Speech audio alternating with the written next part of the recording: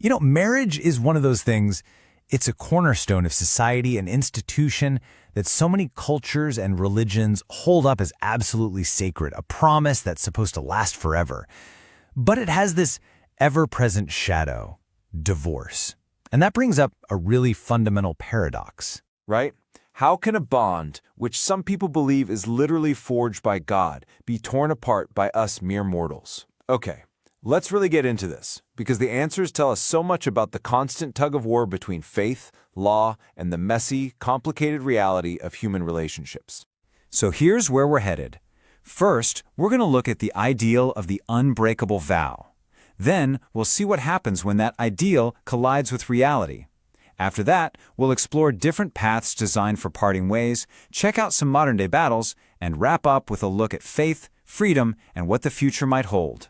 So let's start with the faiths that traditionally see marriage as a bond that simply cannot be broken. We're not talking about a simple contract here. This is viewed as something much, much deeper. You've probably heard this one before. This teaching from Jesus is really the bedrock of the traditional Christian perspective. It takes marriage out of the realm of just a social agreement and turns it into a divine covenant. And the logic is pretty straightforward. If God is the one who created the union, then no human authority, not a king, not a court, not the state, has the power to end it. And what's wild is that you see this same ideal of absolute permanence echoed in a totally different tradition. In Hinduism, marriage is a samskara. The ancient texts talk about the husband and wife becoming one complete whole, an entity that's meant to last not just this lifetime, but multiple lifetimes together. So in that classical view, the idea of divorce, it was just inconceivable. It didn't exist because the bond was spiritually unbreakable. Okay, so that's the ideal, but let's get real for a second. What happens when these perfect, absolute ideals slam into the wall of our imperfect human lives? When a marriage, for whatever reason, completely falls apart? Well, the consequences can be absolutely devastating. Get a load of this number. It's just staggering. In India, because traditional Hinduism had no built-in way to get a divorce, a really grim alternative popped up, especially in a patriarchal society: abandonment. Men would just leave. This census data from 2011 found over 2 million abandoned wives.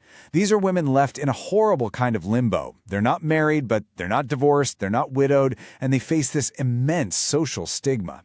It just shows you the massive social crisis that can happen when there's a vacuum in the law. So, faced with this kind of problem, how does an institution like the Catholic Church handle it? Well, they developed a really unique theological and legal solution: the annulment. Now, it is crucial to understand this is not a Catholic divorce. A divorce ends a marriage that was valid. An annulment is completely different. It's a declaration from a church court that a true sacramental marriage was actually never formed to begin with because of some fundamental flaw, like one person was forced into it or there was some major deception. But, not every faith started with this idea of no way out. Some traditions took a totally different route. They looked at human nature and basically said, yeah, we're probably going to need an exit strategy here. And they built it right into their legal and religious systems from the very beginning. Now, you have to put yourself back in the 7th century to really get how revolutionary the Islamic framework for divorce was.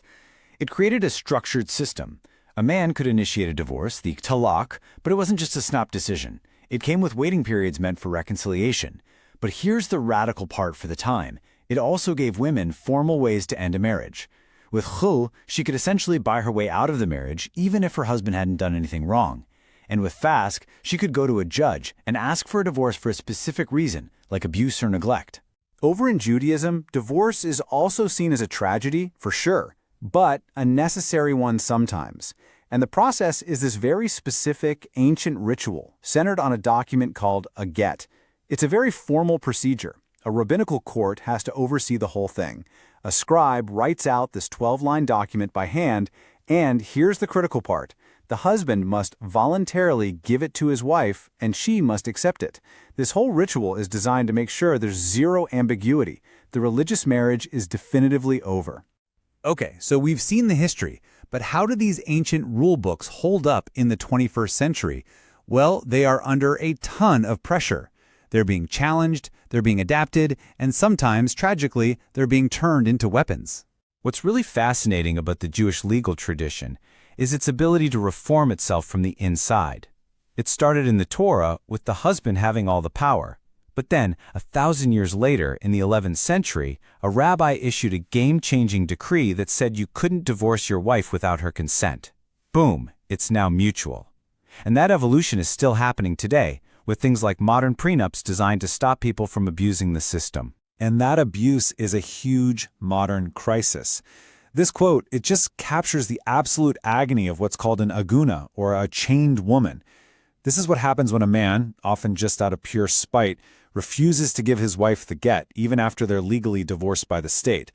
Without that religious document, she is still considered married to him in the eyes of her faith. She can't move on. She can't remarry.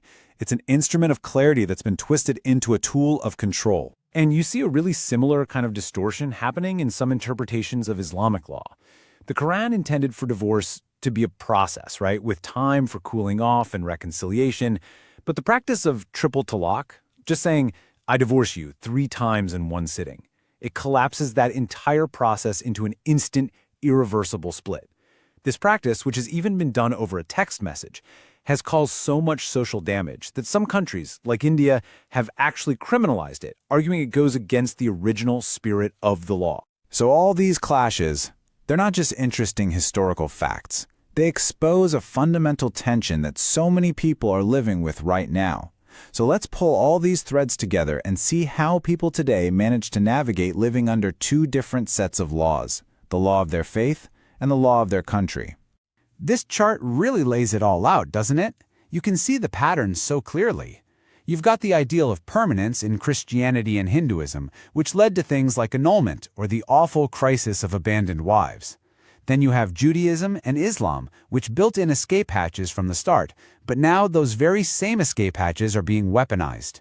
It just goes to show you that every single system has a kind of structural weakness, and the pressures of modern life are really bringing them to light. So what's the big picture here? Where's all this headed? Well, in most parts of the world, civil law is becoming the final authority. It sets a baseline of rights that isn't up for debate, and it handles the big stuff like money and child custody. This creates this dual system where you're legally divorced by the state and your religious status becomes a second, more personal layer. This gives people basic protections, but man, it can also lead to huge conflicts when, as we've just seen, the 2 systems clash. And that really brings us to the big, final question that hangs over all of this. The story of divorce is really the story of a constant negotiation between the sacred and the secular, between idealism and reality, between covenant and compassion. So, as our ideas about individual rights and equality and just plain happiness continue to evolve, how are these ancient, deeply held traditions going to adapt? How will they find a way to coexist with our modern lives? That's the challenge.